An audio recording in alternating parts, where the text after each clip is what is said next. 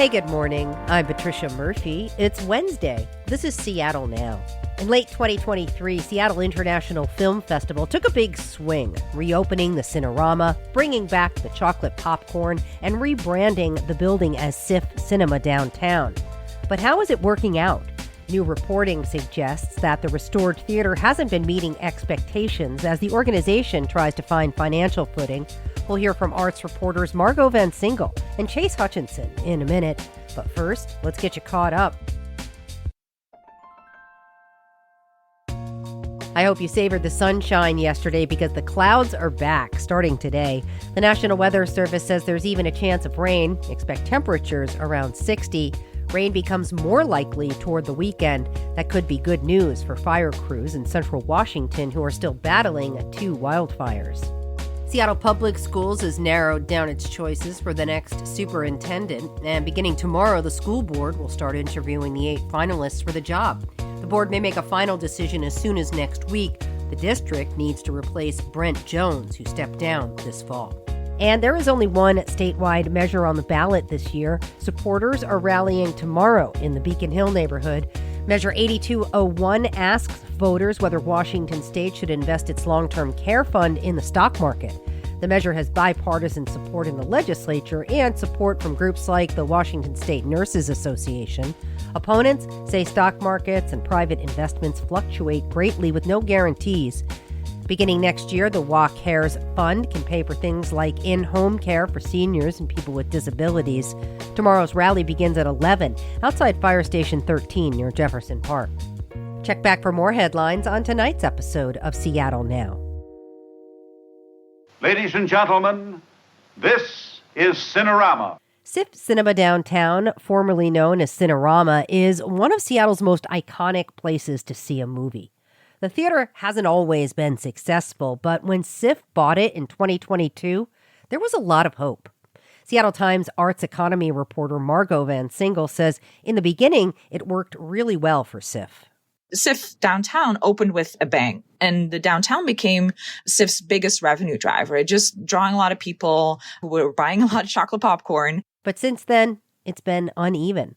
SIFF Downtown only has 1 screen, so every movie counts, and post-pandemic struggles in the film industry haven't helped. Where things really start to kind of get really tough is the first 4 months of 2025, where downtown fell short of ticket revenue targets by, I think, nearly 50%. After a slow start to 2025, SIFF laid off 21% of its administrative staff. Bringing back the beloved Cinerama and its chocolate popcorn was a popular decision at the time, but is it paying off for SIFF? Seattle Times arts economy reporter Margo Vansynghel and arts reporter Chase Hutchinson are here to talk about it. Chase, Margo, good to see you. Good to see you.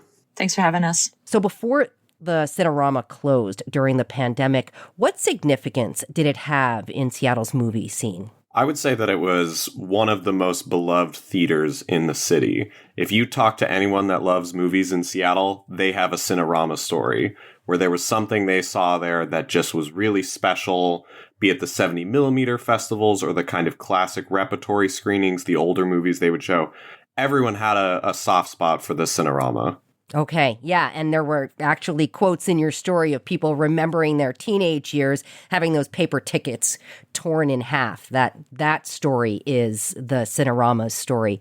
So when SIFF purchased it and reopened it as SIFF Cinema Downtown, what did that mean? It's just like, when you know 2 people and you're like, those 2 people are meant to be together and they're just going to end up together. And I feel like that was the feeling even before SIFF ended up purchasing the Cinerama. I think everyone was like, well, they're going to end up together. There's kind of no other way, kind of.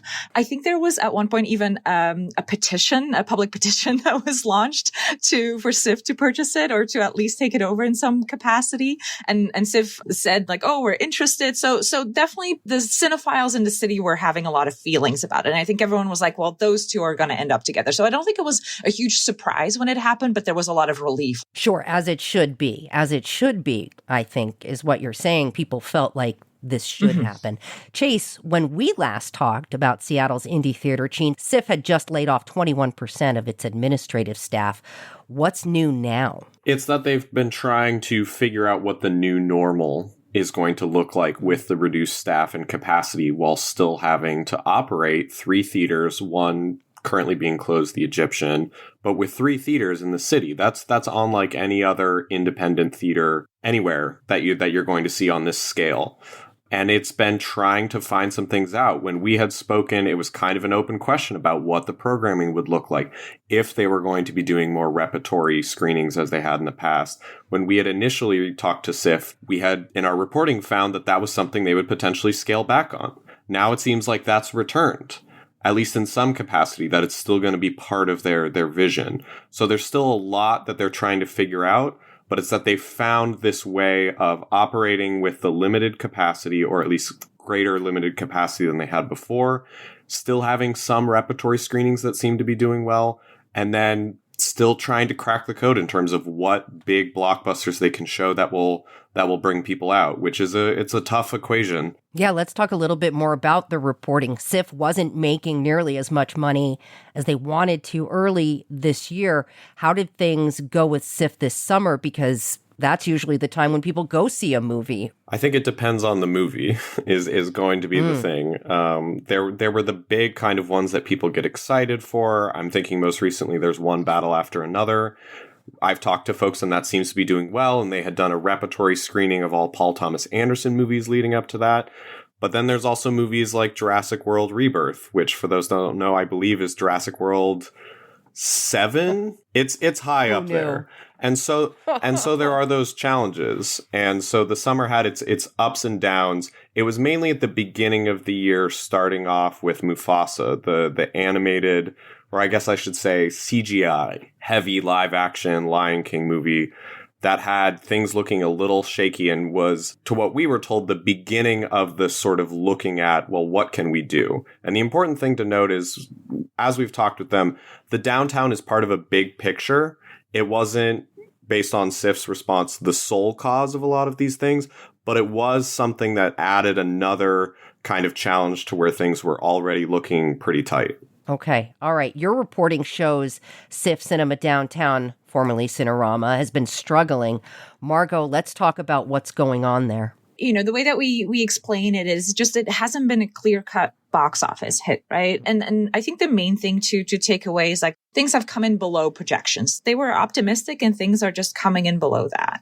And operations have been more challenging than they anticipated. And that's anything from like upkeep and maintenance is more expensive than they had anticipated. And like the box office, just as Chase was just discussing, like it's just been tricky. And like movies, it's hit or miss. And it's sometimes like not really clear why something does well and why something is not doing well. Like if something that is like doing well at the national box office may not hit locally and vice versa. So it's just like a tricky situation. And of course, there's the broader industry, the movie industry that is really tricky. And, you know, SIFF is a nonprofit and is dealing with the same struggle that other arts organizations broadly are dealing with. So it's just all that coming together. They've been saying the rest of our year is trending towards projections, and attendance, if you break it down month by month, is increasing year over year. And we're doing much better now. So they are seeing a lot of positive change beyond the first 4 months of this year. Okay. All right. Fair enough then. You know, when SIFF bought the Cinerama, though, what went into that decision? Did they understand the risks? We talked about it like it was a match that was meant to be. But the bottom line is the bottom line. It's math, not magic. Yeah, I think they knew about some of the challenges. And without getting too far into the weeds of how programming a theater like this works, if you're going to be trying to bring in your bigger blockbusters from studios, they often demand what are called clean screens, where you might have to play something that might not be doing great or might not be resonating with your audience longer than you would want to, and might have a tough time getting out of that. That was a known factor, but you still can't look into a crystal ball and know exactly if that's going to be a recurring problem. What's just been interesting is hearing about that balance of how much do we make a play for the bigger blockbusters that might be already playing at your AMC or your local Cinemark or other sort of chain theaters, and how do we draw people in and make it something special. I think of this weekend, it's going to be that the downtown is losing One Battle After Another to have Tron Ares, the most recent Tron sequel that has been getting, I'll say, generously mixed reviews. It's that constant question of like, how do you make a space like this work? And I think they had some of these thoughts in mind, but putting it into practice, like you said, it's a math question. The movies are magic, but you have to find some puzzle pieces to put together to make people want to come out to experience that magic. I think SIFF's take on it is, I mean, in terms of the magic, they felt really compelled to save a historic theater. At the same time, SIFF is also saying like, well, we relied on pre-pandemic data from the Cinerama to kind of do our projections. But then if you look at some of that data, you see that ticket revenue was declining in the years before the pandemic. So that they were relying on pre-pandemic data. Those are some questions that I have. Like, well, as a nonprofit, your cash balance was kind of low. You were coming out of the pandemic. A movie industry slowdown was projected, and we had a board member in the story who was like, I was on the board and I voted yes, but I also was asking those questions like, are we really, is the industry going to recover at a quick enough clip to be able to absorb this purchase? And still, he voted yes. He voted with his heart. I think that's a good summary of what happened. Margo, what is working for the SIFF Downtown right now?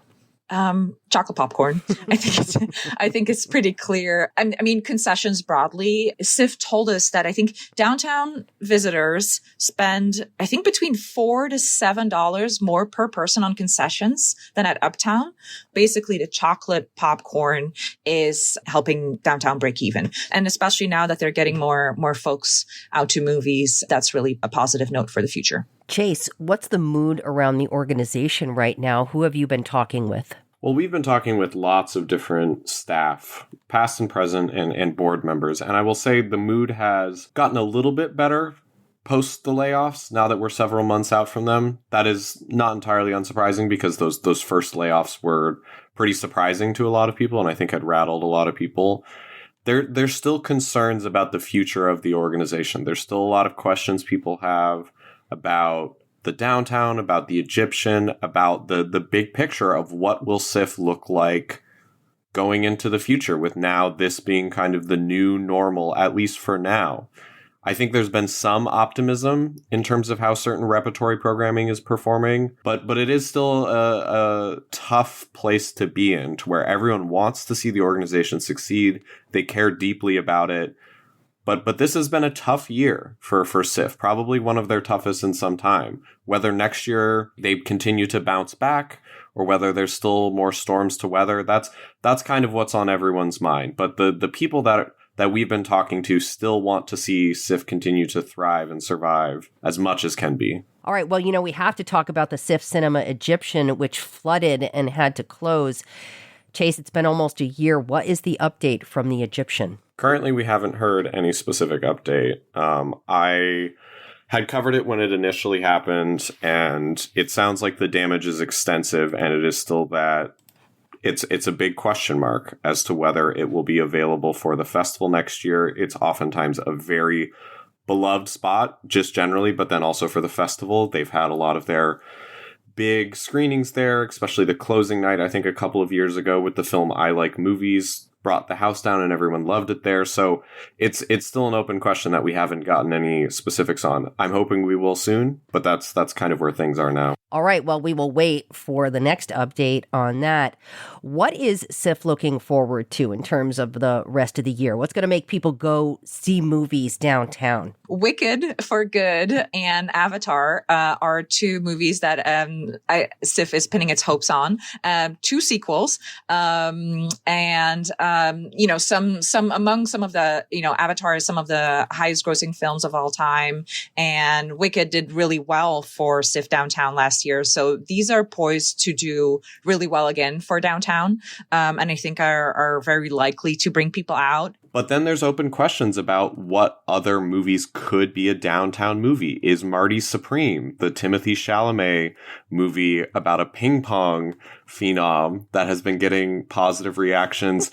It sounds like a strange one, but could that bring out the younger audiences? Could it recreate some of the love that Wonka had? Could it be that you do more repertory programming? Could you do Tarantino movies? They're re-releasing Kill Bill, The Whole Bloody Affair. These are the questions that SIFF is going to be asking as to what is a downtown movie in their eyes? What can do well at downtown? And then there's also the streaming question. There's a new Knives Out movie, but that's going to go to Netflix pretty shortly after coming out. Is that something that could make an appearance in the puzzle? It's a tough question, and there are many potential options, and we'll have to wait and see over the next few months as to what that could look like and how it could help the theater continue to grow. Yeah, and Margo, I'm thinking about the way we started this, talking about the emotional connection between this city and this theater. When places close in Seattle, we mourn them. We have a whole website dedicated to vanishing Seattle, This is a rare opportunity for people to repatronize a place that they were sad to see go. What does it say that SIFF Downtown is still trying to find its footing here? Yeah, it's so interesting. And I feel like I have this conversation so many times where I'm like, I'm writing all these stories about places when they close. And then people are like, yeah, I haven't been in 3 years, but I'm so sad it's closing. And it's like, guys, just go before it closes, right? Yeah. I mean, I'm sorry, but that's just what it is. We gotta visit the places that we love. And without our support, the places that we love don't exist. That's just the plain reality of it.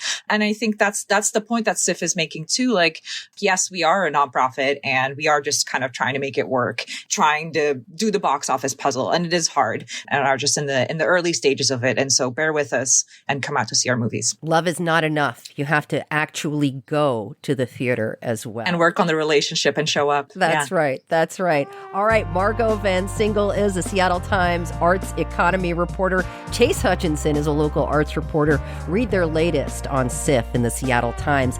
Thanks, Margo. Thanks, Chase. Thanks so much. Good to see you. Thanks for having us. Thanks for listening to Seattle Now. Today's episode was produced by Vaughn Jones. It was edited by Caroline Chamberlain Gomez. Our production team also includes Andy Hurst, Brooklyn Jamerson Flowers, and Paige Browning. Greg Kramer does our theme music. Seattle Now and KUOW Public Radio are members of the NPR network. I'm Patricia Murphy. See you soon.